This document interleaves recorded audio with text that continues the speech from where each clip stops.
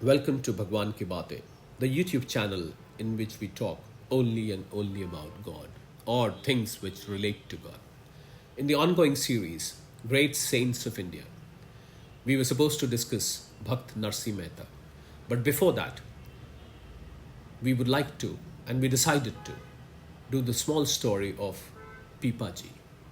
And this story was a bonus to us because for doing Narsi Mehtaji's story, we touched upon Pipaji as well, which was indeed a bonus. That in reaching out to one saint, we actually got two. So let's see what happens beyond what was narrated in the previous capsule. So the Bhadrakali or Bhavani or Parvati, having said that the king arose and came to where the assembly of the saints was gathered. The king came there and made them a namaskar. He supplied them with the needed materials and gave them to eat. With reverence, he gave them pan supari and put garland of flowers around their necks. He then prostrated himself before the saints and made to them a request. Standing before them, the king joined his hands palm to palm and made his request. He said, I want you to cause me to meet Shri Ram or Vishnu.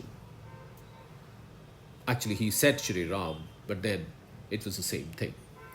The saints replied to him, Go as a suppliant to Ramanan. Receive his instruction and become his disciple. The purpose of your life will be success. If you worship an inferior deity, you can never acquire spiritual knowledge. So at least now, O king, give attention to his worship. To worship an inferior deity is like that of serving a feeble king. An ignorant talker never gives happiness to his listeners. A praise service in honor of Hari, but without love, an ignorant guru, a miserly disciple, and a sterile husband never gives happiness. A speaker who's in the bondage because of desires, a listener who's not a bhakt, one given to constant disputes, one who proclaims spiritual knowledge but is without experience of it, can never give happiness. Becoming a sannyasi without proper knowledge, an idiotic son, a poor citizen, and an ugly looking wife can never give happiness through association with them. That's what experience says. So the saints said to the king, Now give attention and go quickly as a suppliant to Sant Ramanan. Hearing these words of the saints, the king realized his faults. Then, calling his ministers, he put the burden of the kingdom upon them. He brought out from his treasure house garments, adornments, ornaments. He then called the Brahmins and had himself robbed by them. In the name of Krishna, he gave gifts of horses, elephants, chariots, and cows. He then went as a suppliant to Ramanan and arrived at the Joy Forest, which is now called Benares. The faithful wife of the king also left behind those she loved and cared for, and distributed amongst the Brahmin women her garments and ornaments. Both of them came to Ramanan and placed their head at his feet with reverence. They offered to this guru their wealth, their mind, their bodies.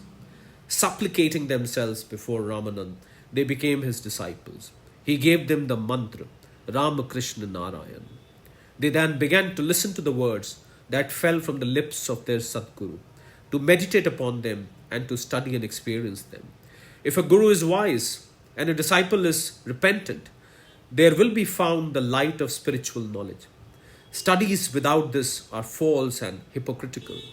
It is like an excellent touchstone being applied to a piece of pottery. So what can a Sadguru do with a disciple who's not a bhakt and who's filthy in his ways? A saint is compassionate to all. To him a prince and a pauper are the same, but one gets the fruit according to his own devotion.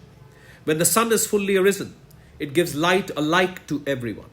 All doers of evil are punished and the wise receive honor. The moon shines alike for the chakor bird and for the burglar. But the chakor bird thinks it to be nectar. So the sadhus and saints act continually with the idea of all things being alike, but the fruit is obtained according to the devotion. Well, let this long statement suffice. Having visited and worshipped Ramanand Swami, the king received full spiritual knowledge through his look of mercy. King now listened to kirtans and performed the honor of Hari.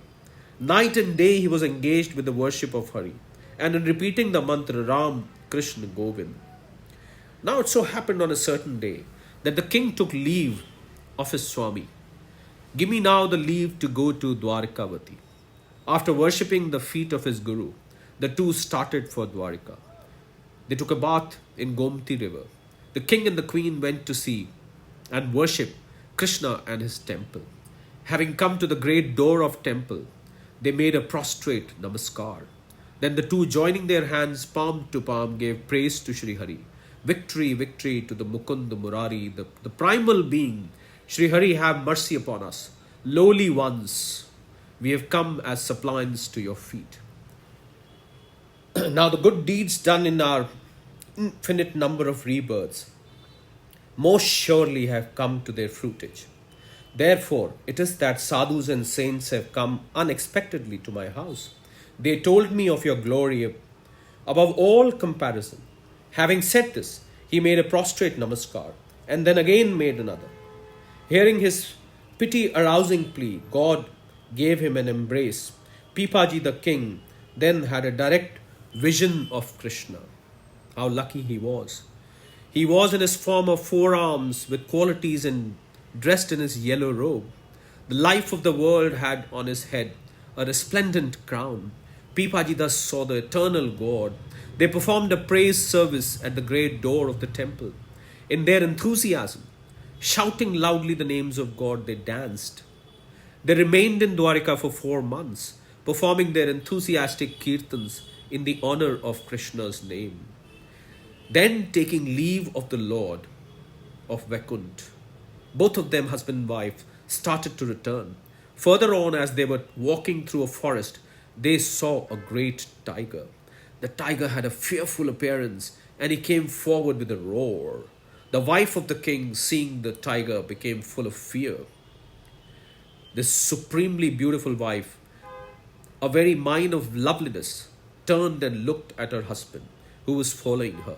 She said to her husband, "Did you notice a tiger over there?" The king's wife trembled violently with fear. As the tiger came near to them, Pipaji the king said to her, "Have no fear, whatever. It appears to you as a tiger, but Sri Ram is in it. Not the least space can be seen anywhere that is without him. The sun's reflection is the same in all jars of water. Just as in all liquids there is water, so the Lord of Yadavas is the same everywhere. Just as the reflection of the sky is the same in every jar and in every house, so the Lord of the world pervades everything alike. The air is like both to a locust and to the king of birds, which is an eagle. So Rishikeshi, the Lord of the heart, is the same in all creatures.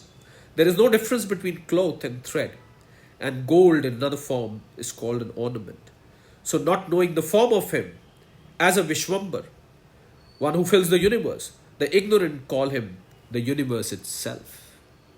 And with these words, we'll end this capsule here itself. We will see the remaining part and we'll talk about the remaining part of the story in the next capsule of what happens thereafter when Pipaji, after having had God's darshan and his wife, of course, they meet a tiger on the way. What happens next? Until we connect again, goodbye, good luck, and Sadar Pranam.